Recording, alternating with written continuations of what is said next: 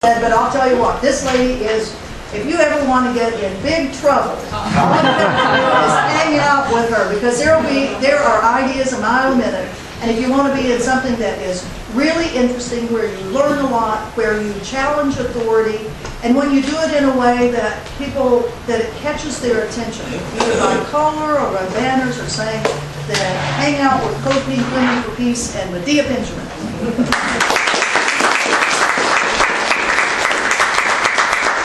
Well, we have obviously a mutual love thing going on here, because traveling with Anne is also something quite extraordinary. I think something she learned in the military is to be very organized. So it's great when you have a combination of people like Anne and myself. And we have, as Anne said, really gone to many of the places since the time of the Bush administration, now continuing with Obama, to look and see what our policies were really doing on the ground, rather than believing what we hear in the news. And apropos of that, I think the news, the mainstream media, is probably our biggest adversary in terms of bringing out the best of the American people. It brings out the worst in the American people, and it just continues in that cycle of fear that was started under the Bush administration.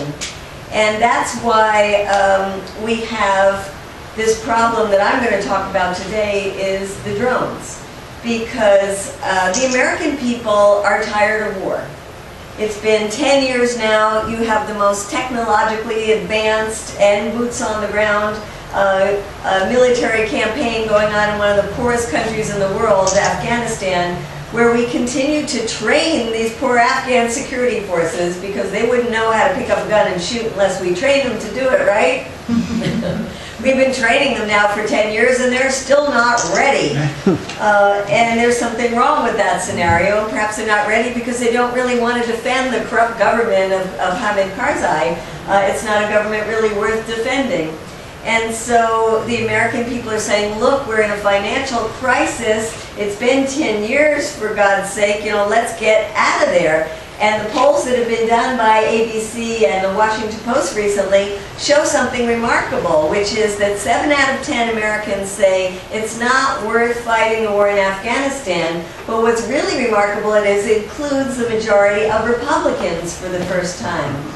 So there you have one scenario. American people say, let's get out. On the other hand, you have another poll that was done that asked about using drones. And for any of you who don't know, drones are unmanned aerial vehicles where you have planes flying over people of Afghanistan, Pakistan, and we'll say other places as well, that are surveilling, spying on people, but also killing them. But they're not doing it from the cockpit, they're doing it by remote control, and oftentimes 10,000 miles away, sitting in an air-conditioned room in a place like Creech Air Force Base outside of Las Vegas, or someplace like Langley, Virginia, and killing by day and going home to their families by night. And this remote-controlled killing, it turns out, is something that the American people like a lot, because they don't want our sons and daughters, our boys and girls, to be dying in wars overseas. And I don't think any of us in this room want to see our troops dying. But they think it's good because they're only thinking about our troops. And they've been conditioned to believe that these drones are really precise, and that our government really knows who the bad guys are. So you're a bad guy because you have a mustache and bald. That's the profile now of a bad guy, okay? And so we're going to send a Hellfire missile, and it's just going to get you. And it's not going to get you or you or you, and certainly not you. Well, that's not the way it works. If you're going to try to send a Hellfire missile into somebody's house when they're sleeping, chances are you're going to get the wife and the kids. And chances are, if they're driving in a car, you're going to get the driver as well as the person who you're trying to get next to them. So, but the American people think that it's clean, it's easy, it's good, we've got to get these bad guys, and let's do it in a way that keeps our soldiers safe. So 8 out of 10 say that it's okay to kill terrorist suspects. And suspect means you have no proof. Obviously, the person hasn't been given a chance to surrender, hasn't been charged, tried, convicted, anything. Terrorist suspect. 8 out of 10 Americans. And even more remarkable is it includes majority Democrats and a majority of people who consider themselves liberal Democrats. So I hope nobody in this room considers themselves a liberal Democrat. And they also say 79% of those say that it's okay to kill an American citizen overseas with a drone attack. Now these drone attacks, they started in 2002 in Yemen, and then they switched over to Pakistan, where the spillover of Al-Qaeda and Taliban was going into Pakistan. And so we started the drone strikes in Pakistan in 2004. Now this is in the hands of the CIA, a secret organization that doesn't even admit that it does drone strikes. And the drone strikes started under the Bush administration, but they really came into the fore under the Obama administration. By the best estimates we can get, so far there have been 321 drone strikes in Pakistan. Now, you might say how many people have been killed. Well, certainly don't ask the CIA or any official in our government, because they won't tell you. But there have been groups that are trying to piece this together. Journalists are not allowed into that area, but there are groups like a group called the Bureau for Investigative Journalism that's based out of the UK. And they do the best reporting on this. And according to their figures, they say that about over 3,000 people have been killed, probably about 800 civilians, and of those, about 175 of them have been children. Now, to give you just a sense of what happens when a Hellfire missile strikes, there is a journalist, a photojournalist, who has been putting his body on the line and trying to go to the places when there are these strikes. He is Pakistani, and he says, most of the time there are just pieces of flesh lying around after a strike. You can't find bodies. So the locals pick up the flesh and they curse America. They say that America is killing us inside our own country, inside our own homes, and only because we are Muslim. So first, the Pakistani government made a deal with the United States and said, okay, you do your drone strikes, we'll pretend that it's our Air Force, we'll pretend it's our forces that are doing the killing. We only found that out because of WikiLeaks. Well, when the people in Pakistan found out about it, they got very upset. They said, why are you allowing the United States to violate our sovereignty? And why are you allowing them to do these drone strikes when they don't even know who they're trying to kill, and they have faulty information? Look at the information they had in Guantanamo, and most of the people there, as Ann said, were sent there because somebody paid a bounty for their heads. And then the political parties started speaking out against it. And the legislature started voting about it. 3 times they voted. In fact, the last time they voted, it was last month, and it was unanimous. And the government started saying, look, this is really not helpful. This is really counterproductive. Now we really want you to stop these drone strikes. And just think about it, an elected government that says unanimously, we don't want you doing this in our country. And the United States, that goes around the world killing people and imposing democracy on the barrel of a gun, says, we don't care what you say, we're going to keep doing this. In fact, there were drone strikes today. There was another drone strike a couple of days ago in Pakistan, despite the outcry of the Pakistani people and the Pakistani government. And there was a report of an independent commission of the Pakistani parliament that just came out with this report. So if anybody tells you the drone strikes are working, the drone strikes are a more humane way of killing the bad guys, I refer you, and in the book you can read some of this, to the Pakistani report that came out that said, drone strikes are counterproductive, they cause loss of invaluable lives and property, they radicalize the local population, they create support for terrorists, and they fuel anti-American sentiments. So I'm going to pass around some sign-up sheets, if you can help me, Ann. We'll have one go around on this side and one go around on that side, saying, take the drones out of the hands of the secretive agency, the CIA, that should not have license by us, the American people, to be a paramilitary death squad killing people in Pakistan and elsewhere. So there is because these drone strikes have been so counterproductive in Pakistan, and the American government refuses to listen to the Pakistani people or the Pakistani government, lo and behold, they're going to take that terrible example and transfer it over to another country, Yemen. Because Yemen, they had been doing drone strikes, but not a lot of drone strikes. Well, now the CIA has asked permission from the Obama administration to increase the number of drone strikes in Yemen.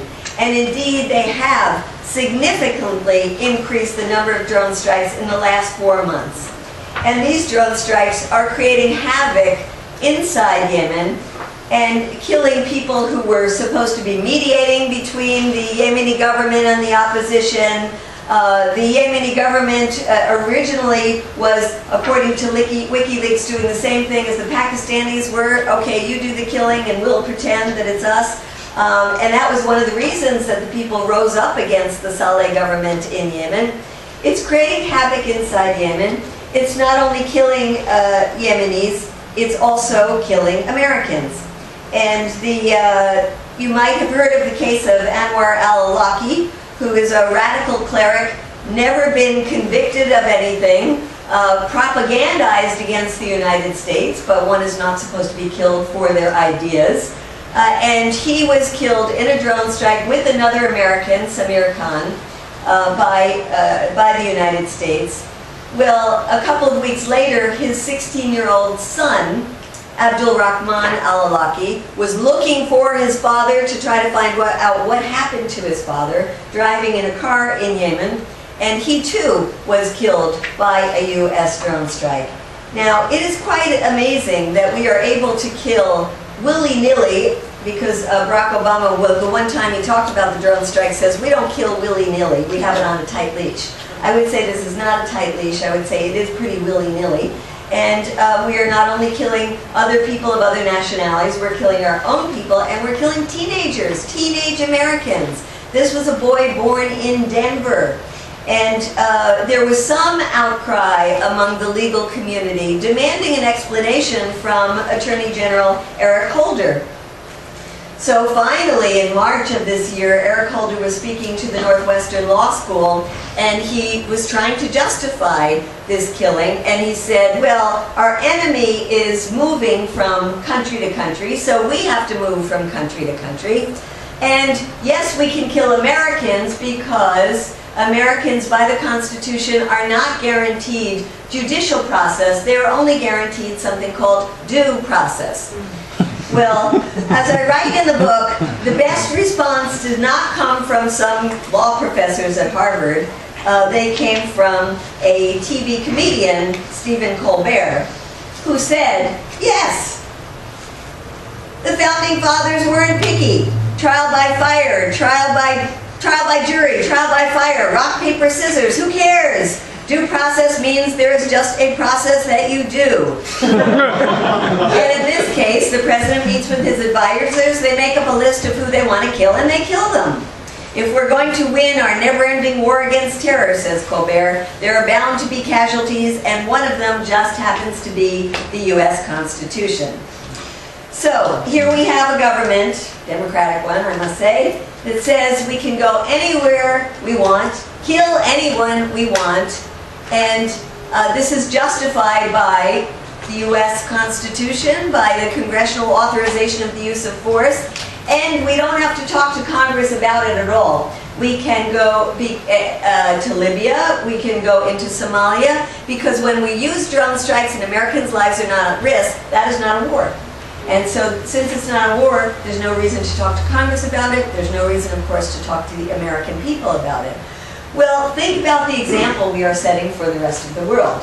And what if the Cubans decided that it is just, they're really tired of having known terrorists living in Miami. You know, it's been going on for quite a long time. And there are people like Luis Posada Carriles. Raise your hand if you've heard of him. So some of you have and some of you haven't, but he is a known terrorist. In fact, he was a terrorist back in 1976 when he downed a commercial airliner with 73 people on it. And the Cubans have been trying to bring him to trial since 1976. And he was convicted in Panama, but he escaped, and he's been living the good life in Miami. Well, the Cubans could get a drone because they're for sale, and they could go to his condo in Miami, and they could just drop a Hellfire missile on Luis Posada Carriles, and maybe they'd take out some other people in the condo as well. Why shouldn't they have the right to do it? Why shouldn't the Chinese who say that there are terrorists from Tibet, or the Uyghurs who are terrorists, and they're living in the United States, and we want to go to their flat in Brooklyn and wipe them out? And what about the spying? Remember the spy drone that was down by the Iranians? And the Iranians put it on display for the whole world to see and say, hey, the US has been spying on us for years, and here's their very sophisticated spy plane. We're very happy to have it now because we're going to copy it. And indeed, they went ahead and they copied it. And what if they say now, okay, now we're going to fly this spy plane over the United States because they're doing the same thing to us, don't we have the right? And of course the United States would say that's a reason to go to war with Iran, we'd never let it happen. So, we say that we can do these things because we're the superpower and might makes right, but these drones are not like nuclear weapons. They are easy to get their hands on. And there are many countries who have drones now, and those are being sold by the United States, they're being sold by Israel, and they're being sold by China. And there's over 50 countries now that have drones, and non-state entities that already have drones. So we should be very concerned about the proliferation of drones because of the blowback here at home. But the blowback here at home doesn't have to come from another country or a terrorist group. The blowback at home is already happening by our own government. And that is the issue of drones in U.S. airspace. Now, right now, we have been somewhat protected by the Federal Aviation Administration that is concerned about our safety, and they haven't wanted to open up the U.S. airspace to drones. But the drone manufacturers really want to sell drones here in the United States. They're looking for more markets.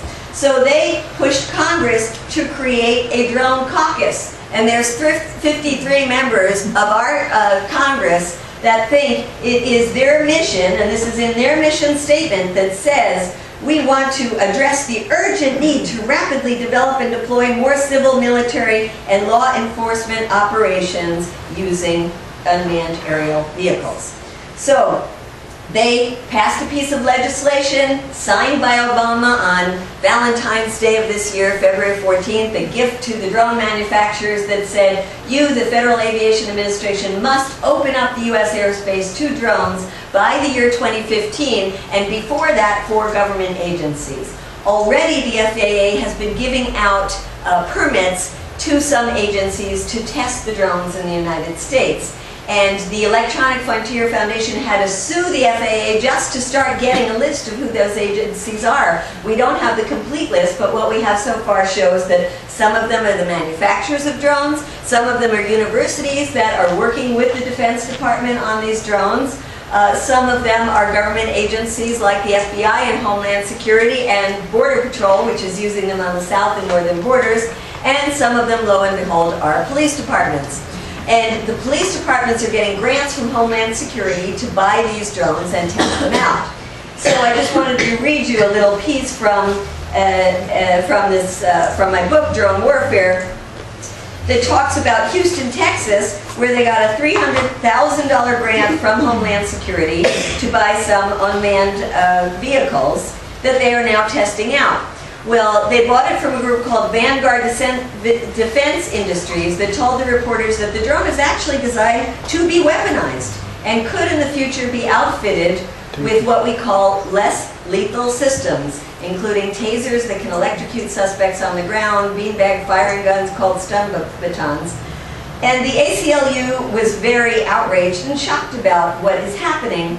They said that everything is in place right now for the eventual introduction of routine aerial surveillance in American life, a development that would profoundly change the character of public life in the United States.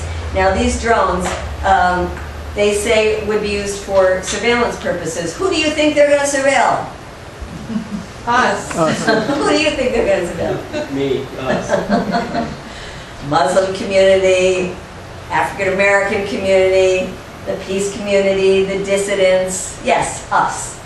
And not only that, there was a shocking hearing that was the head of the FBI before Congress was asked, can drones be used to kill Americans in the United States? They already have. And he didn't say, of course not.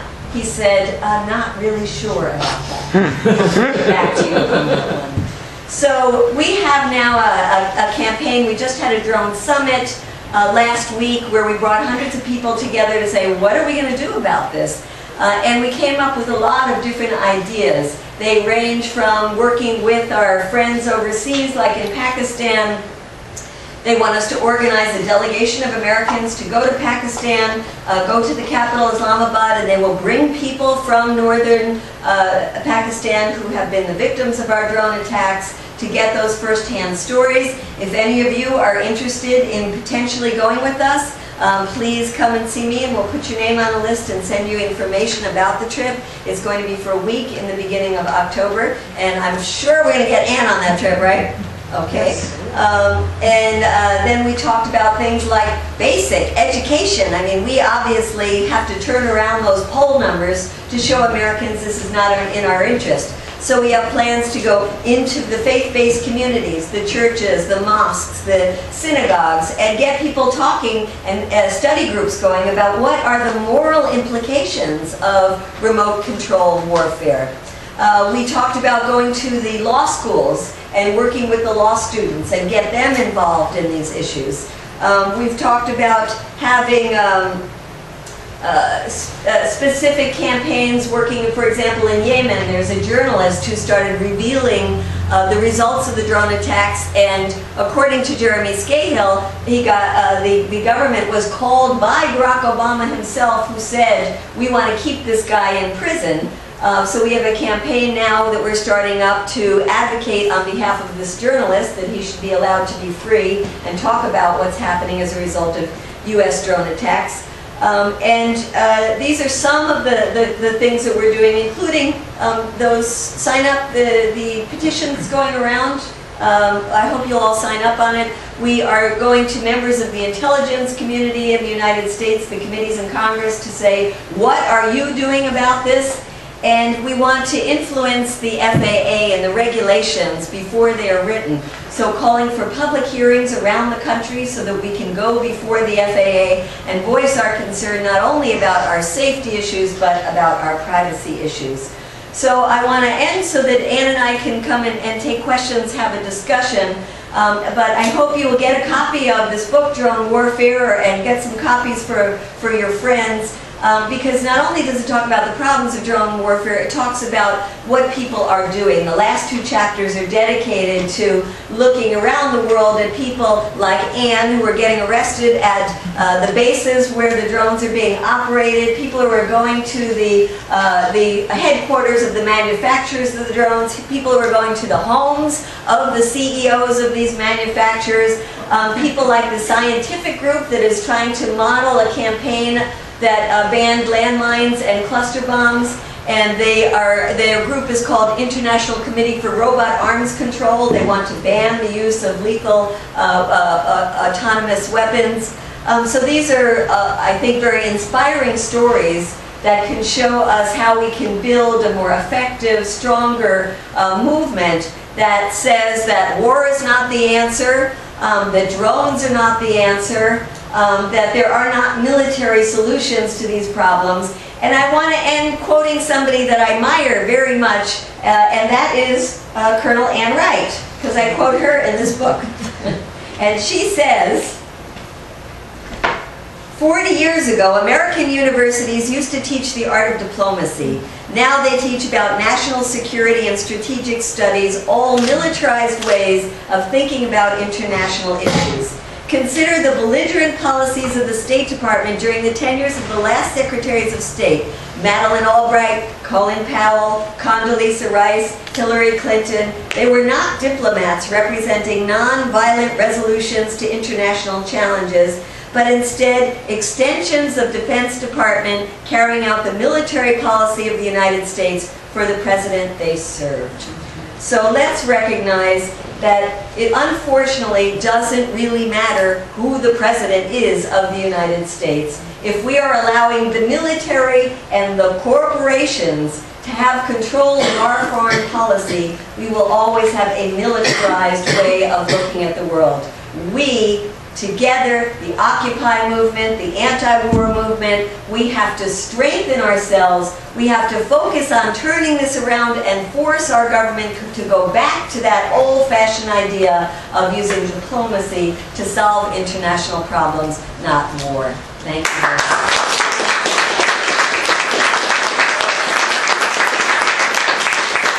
Occasions, not giving him his proper title. His name is not Barack Obama. His name is President Barack Obama. Whether I agree with all that he's done or haven't done, I'm sick and tired of being sick and tired of hearing you all say Barack Obama. So if I were black, I could say Barack Obama, huh? I'm not black enough to say